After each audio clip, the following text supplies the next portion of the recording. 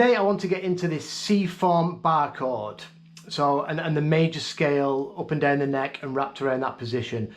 I've had quite a few questions this week since my last Guthrie Trapp lesson I did, regarding practicing this. People are having trouble with the chord and the information wrapped around it. So I thought I'd make a video on some of the exercises that I like to give to my private students just to get them playing this stuff.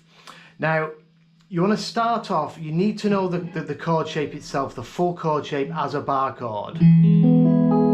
It's a difficult one to get under your fingers, but just practice it. You don't have to keep practicing it all the time. The more information you practice around it, the more aware you are that it's there. You're never going to use this as a full bar chord shape, but you're going to use the information a lot. So get a little bit familiar with the shape itself, and then pretty much straight away what you want to learn is the triads within that chord shape. So we've got 4 triads on all string sets. So the first string set is going to be our G, B and high E strings, and it's this D shape. If you look at a D major chord, bring it up a half step, D sharp, bring it up another half step, E major. This is the top of this shape. So that's 5th, root, 3rd. And then when we move it up to the D, G and B strings, we've now got this triad shape, and this is 3rd, 5th, root. So you can see the 5th and the root have remained the same, and we've just switched out this major 3rd, so it's inverted, and that's a first inversion, 3rd, 5th, root. And then the next one, we're going to be going to the A, D and G strings. That's root 3rd, 5th, so that's a root inversion. And then the last one, we're going to the E, A and D strings. That's 5th, root, 3rd. So you want to practice them as well. Just dedicate a few minutes a day to this stuff. We've got our chord so far, and we've got our 4 triads.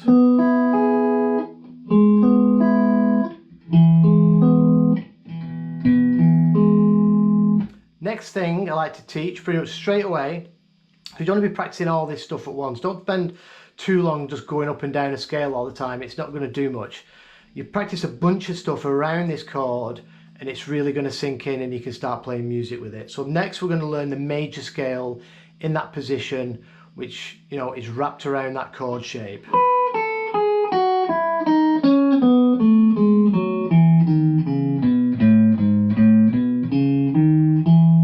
This is position 3 of the major scale. Whatever key you're in, this is position 3. It contains this chord shape. It contains this information.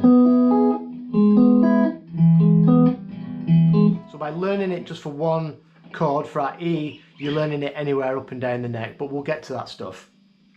So the major scale in that position.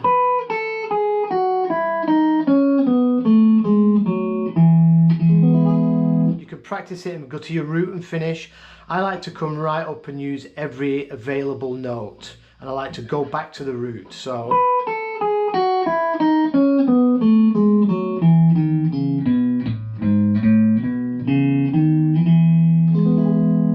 and you can finish with your chord and then play your triads.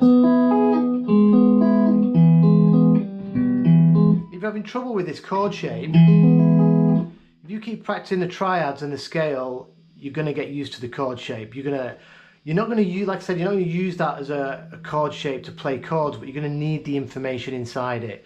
That's why I recommend doing a bunch of exercises just for one shape. And I'm also going to take this right across the neck. So the next exercise I like to do is just to start linking it up with some of the other chord shapes and bringing the scale right across the neck. So we know we've got this E major chord, our campfire chord, open E, we've got a triad here which is major 3rd, and then we've got 5th, root. So we can use that, we could come down this part of the chord, that first finger, and if we slide up from this note, it takes us into the major third of this chord shape.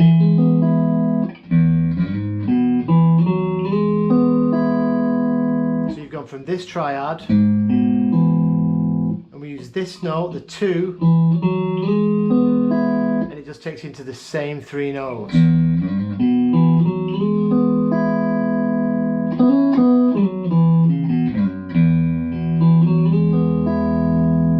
Doing this in E is nice because you've got that open E string, you can drone it. So that exercise so far. But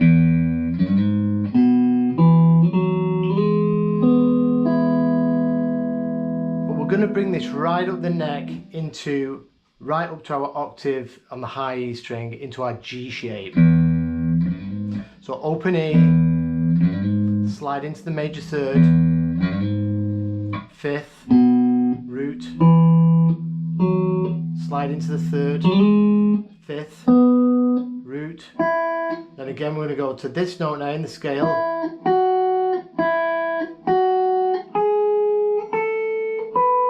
up the major scale on the high E,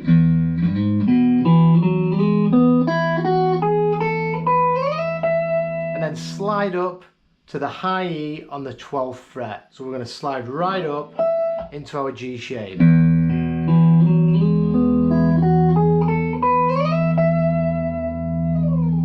And then we're going to come up this scale position, and when we get to the G string here on our E root, we're going to move into the next position. So this is from the G shape, and then we're going to go into the A shape.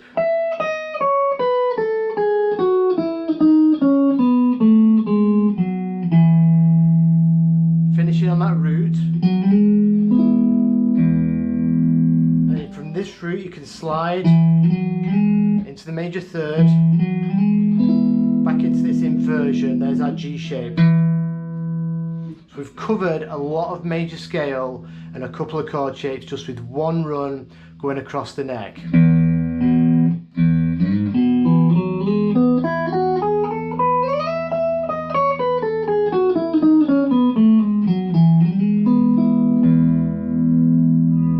Great exercise. So now you've got the chord,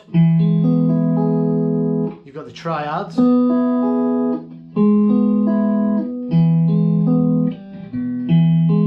got the major scale in that position,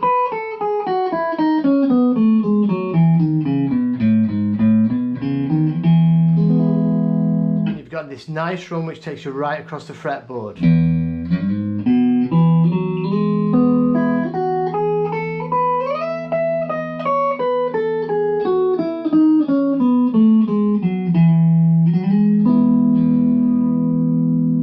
Sound that low E, and I like to do this over one of these ambient pads.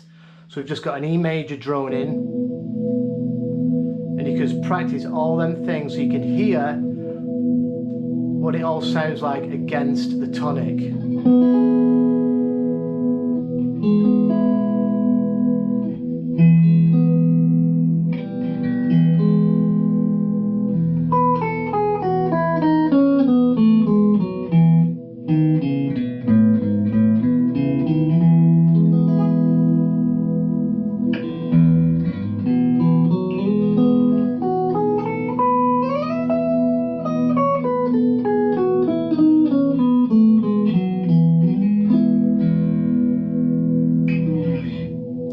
Really good practice to do it against a tonic, and I get all my students doing this. It gets you used to what all the chord tones and what the scale starts sounding like. So then what I like to do next, if you've got these triads pretty well mapped out, then we can do the arpeggio, because that basically is the arpeggio in triads. So then we do the arpeggio in that position, and I like to start arpeggios again using every available note. So I won't just start it from the root, I will start it on the low E string right in this position. So I would start it from the 3rd.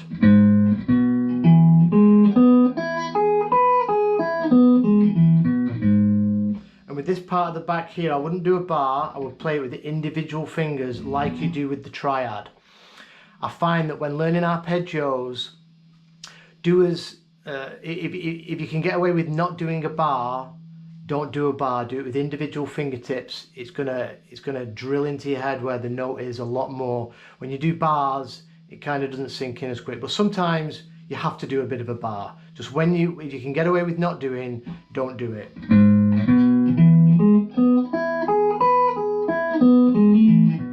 And again to a pad.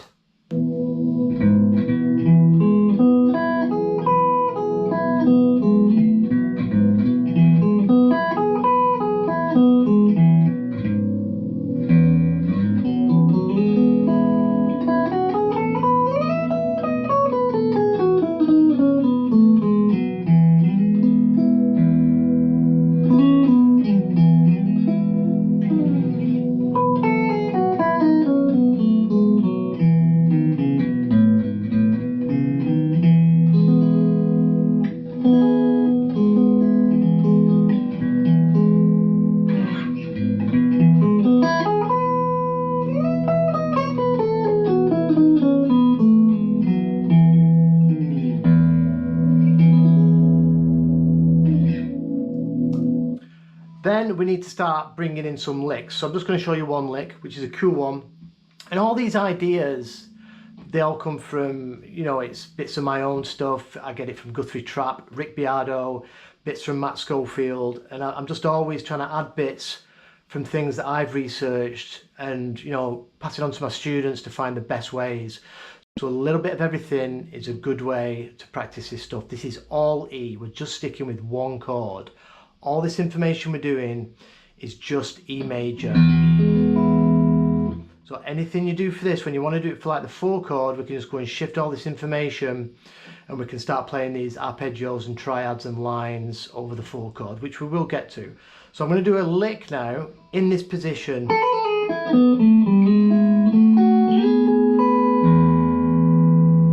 So it's a nice E major, bit of a bluesy lick, and again you can do this over the pad.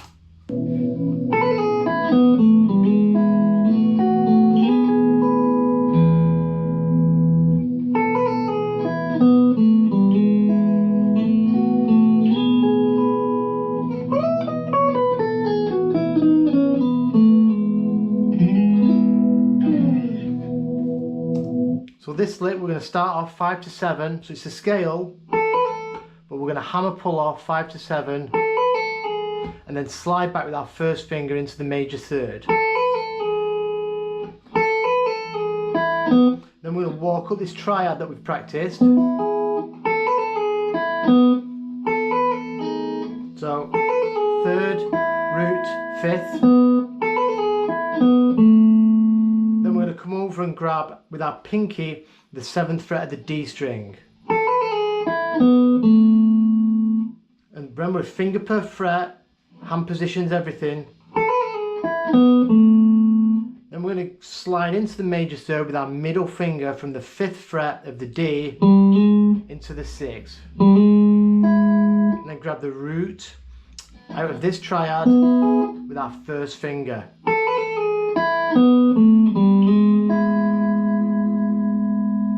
And then with this little shape here, slide up. We've all seen Guthrie, Trapp do this and a few other players. Sliding in from the 3rd, upper half step, grabbing with our ring finger on the B string, also on the 7th fret, and then bringing that up a whole step. Sorry. And that takes us into our A form for E. This is the 5th, this is the major third. And when I grab this with my first finger up here, that's the 5th of the chord. So you're playing 5th, major third, oh sorry, 5th, yeah, 5th, major third, and another 5th. So that whole lick slow.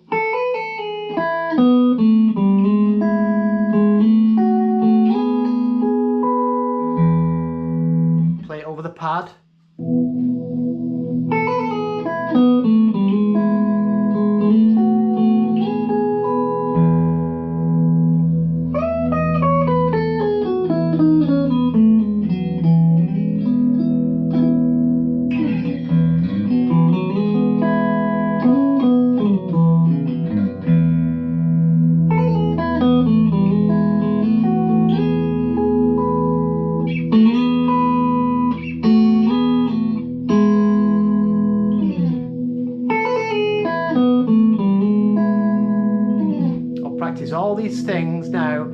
good practice routine is do whatever you're doing, your licks, your blues, your songs, but try and incorporate some of this just for 5 minutes every single day. Remember, this is the same information for every key we go to. So I'll go through all the exercises and then we'll time how long it takes doing it really slowly.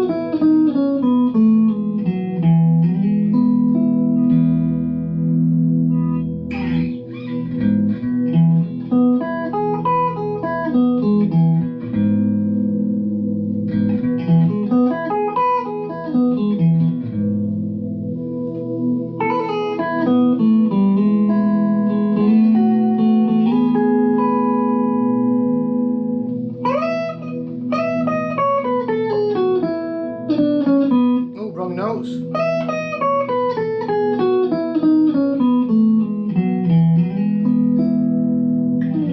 So that was about a minute. A lot of information, and I did it really slowly. Get used to it first so you can play it, then just start practicing it. So that was 1 minute for everything.